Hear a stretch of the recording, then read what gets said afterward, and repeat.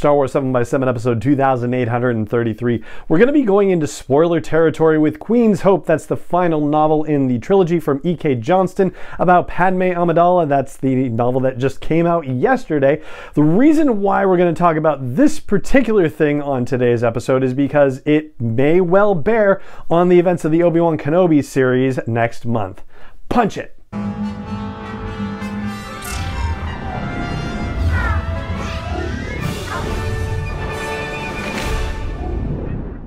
Hey Rebel Rouser, I'm Alan Voivod and this is Star Wars 7x7, your daily dose of Star Wars joy, and thank you so much for joining me for it. So before we get into spoiler territory, I'm just going to give you the contours of it. So we're not necessarily going to spoil any of the major storyline of Queen's Hope in this episode. We're just going to talk about one particular aspect of one of the, I guess, side narratives, if you will. When we were talking about the novel yesterday, we were talking about how it's almost as if it's sort of a novella with interconnected short stories that all come together. And this is one of those short stories, if you will. And it's also related to one of the 4 interludes that I talked about as well. So in the book, there are 4 small interludes that are set off in italic type, and there are about 4 different women who are particularly crucial to these stories. They are also very, like one-pagers basically, and we're talking about one of them in specific. So here's your last warning. Save this for a later date if you don't want it spoiled for you. And now that that's out of the way, let's talk about Beru White Sun Lars and about part of the story that actually kind of conflicts with the story as we know it so far. So that's one of those situations where, okay, over time there are bound to be potential continuity issues, but as Pablo Hidalgo has kind of put it, you can also look at it another way. You can say that some people tell the story one way and some people tell the story the other way, and maybe there's just some meeting in the middle. It's all about your perspective and who's telling the story and whatnot. That could be the explanation. So no, I'm not going to get into issues about, no, this isn't how it's supposed to be or anything like that. That's not how I'm feeling it. I'm just mentioning it so, you're aware, because hey, it's kind of interesting to know. And the story involves Shmi Skywalker and how she ended up with Cliegg Lars. So the way the story goes as we knew it previously was that Watto had sold Shmi to Cliegg and said, and he freed her and then married her. How about that? Wasn't that great? Well, that's not the version that we hear in Queen's Hope. Instead, the version that we hear is that Cliegg actually tricked Watto in, I guess you could say, a similar fashion without any aid from the Force, managed to trick Watto into a bad bet and was able to win Shmi from Watto. And yes, he did free her, but the way that he did it was not the way that it kind of came across from Watto. Like, you would imagine that when we hear Watto talk about this in Attack of the Clones, that Cliegg just said, okay, flick the switch and you don't have to worry about whatever chip is inside you that Anakin talked about back in The Phantom Menace, where you would just go boom and die and whatnot. No, instead they actually had to find the chip inside Shmi and deactivate it, deprogram it. And how do they manage to do that, you ask? Well, as it turns out, Shmi's own engineering skills were better than pretty much anybody else's in that circle of people, including Cliegg and including Owen and including Beru. So Shmi ended up building the detector that helped them find the chip, and Beru is the person who actually got it out of Shmi before it could do something bad.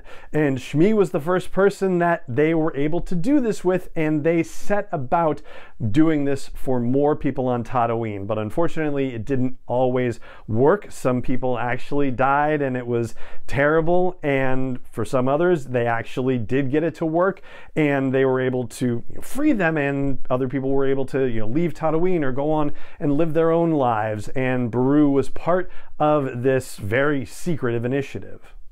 Where it intersects with the Queen's Hope narrative has to do with the fact that Sabe, Padme's most trusted handmaiden, had gone to Tatooine basically with, Padme's entreaty to help slaves on Tatooine, and she ultimately becomes invested in that work herself. They are working, Sabe and her friend Tonra are working to help free slaves, and they end up in contact very secretively with people who include Beru, and they're able to get a hold of what one of these scanners actually looks like. But the problem is that the scanners are not working fast enough to catch up with the recycling of the programming in the chips in these slaves. So basically they can't deprogram fast enough because the coding inside the chips is moving faster than their deprogrammer can catch up. But Sabe and friend are able to get it to another one of the handmaidens who is able to make some technical adjustments to it and do it in a way where the few spare parts that they have access to on Tatooine, they're able to do it with the parts, the kind of parts they'll have available basically. And so Padme's other handmaiden, Rabe, I believe it was, oh shucks, I hope that's right, is able to give them something that will work on more slaves and help them accelerate the process. So basically Sabe and Tonra are able to ingratiate themselves with this secret society that is referring to themselves as the White Suns, that are getting more successful in freeing slaves, whether they're enticing them and getting them to have their chips cut out, or whether they're kidnapping them and getting their chips cut out. It's presented in a couple of different ways that this happens, but the work that they're doing seems to be accelerating by the end of the novel. And so that's what is going on Tatooine in the time between Attack of the Clones and Revenge of the Sith during the Clone Wars. So you can imagine why that's worth knowing about as we go into the Obi-Wan Kenobi series, because we're going to have a younger Owen and a younger Beru. That's not the Owen and Beru that we're necessarily used to in any other Star Wars storytelling. We know they're moisture farmers, but we didn't also know that they were strong anti-slavery advocates and were kind of running an underground situation, helping to free as many slaves that were on Tatooine as they could.